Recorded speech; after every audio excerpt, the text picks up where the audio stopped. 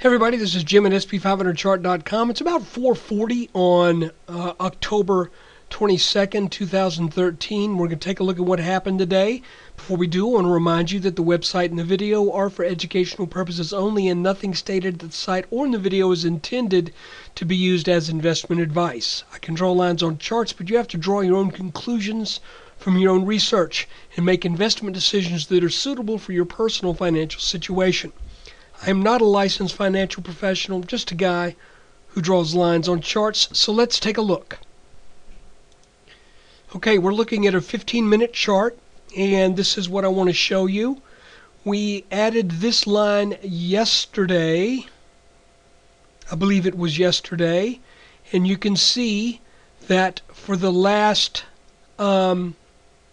day, the S&P has been sort of bouncing along this line, getting a little bit of support from it. In much the same way that it sort of bounced along this line for a day, getting some support from it. In much the same way, we bounced along this line for 2 days, getting some support from it. Now, the $64,000 question is, support broke on this line, but that did not put an end to the rally.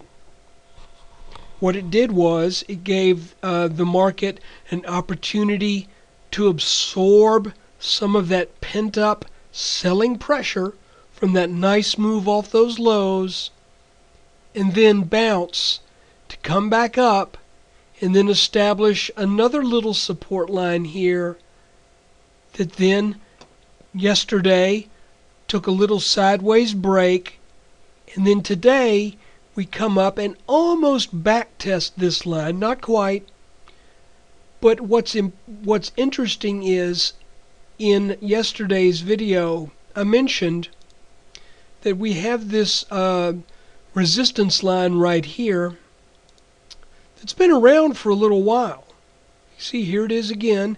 Now this particular line is drawn from the last two tops.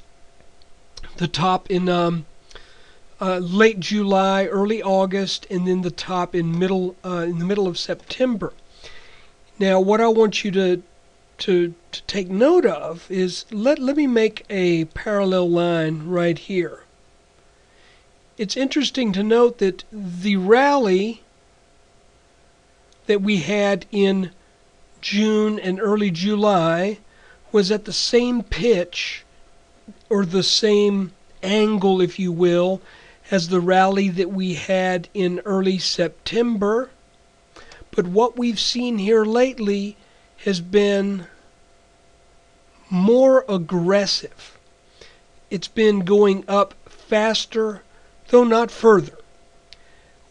So I am still open to the idea that before it's all said and done, we may come out and go sideways here and then rally up again. Because I still don't think this kind of angle of attack is sustainable for very long. Now, in yesterday's video, I also mentioned, or in the weekly video rather, I mentioned this line right here, in the idea that if we could get over 1760 with conviction, with a close over 1760, then I thought that would likely kick off an eventual move up to challenge 1800, and likely to come up and get into the 1820s or even 1830s. And somebody is just messing with us because we didn't get the close above 1760. As a matter of fact, our intraday high was at about 1759 and small change. So I'm going to let that 1760 thing still float out there, still let that kind of stand, because at that point we know we would be technically significantly above this resistance line right here. We may be in the process of doing that as I speak, but we're not quite there yet. So you can see that if we look at this blue line, and you know that extends back to this last top, this line is not really going up at a significant angle to where I would say that, what's a good way to put this? Let me rephrase that. This line is close enough to being sort of flat to where getting over it could turn this into support. If we were up at this angle and we got over it, I would say don't count on it holding. If we were at this angle and we got over it, don't count on it holding. If we were at this angle and we got over it, for sure don't count on it holding. But we're looking at this. Now, you could also say, well, didn't we have a line of a similar pitch that we got over and then couldn't stay over? Yeah, that's the way it worked out then. But the good news is we did have a little topping pattern right here that gave us a clue. Also, we broke a rising channel that was at a reasonable rate of ascent. So it's not a perfect science. It's almost a little bit more of an art form, if you will. So let's just see what happens in the S&P with respect to this line, which I suspect ain't going to last too long. Just my guess. But if it doesn't, let's see if we get picked up by this blue line right here. So where we ended the day today, we're sitting on the fence. Absolutely, literally sitting on the fence. This has been acting as support, but we sit and close right on it. That means that tomorrow, if the futures are strong, then we likely will have another positive day. But if we get the least bit of weakness, then this line will break because we closed on it. So if you're skittish about things and we get underneath this line and you're thinking, I'm happy with my gains, you know, I'm not going to tell you what to do because that's not what I do here. But I will say this. If this line breaks, then we're probably going to come down for another trip down into the 1720 or 1710 range, something like that, if this breaks.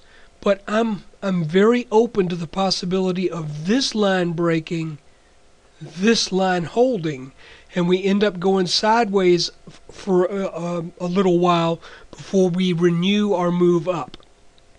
So guys, gosh, I wish we'd closed over 1760. That would have given me a lot better feeling about just coming out and saying, hey, let's look for the 1820s, 1830.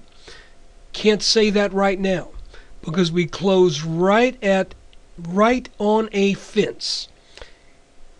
A little breeze and we're going to fall off the fence. A little good news and we rally up. But this is a line that I think is important to watch.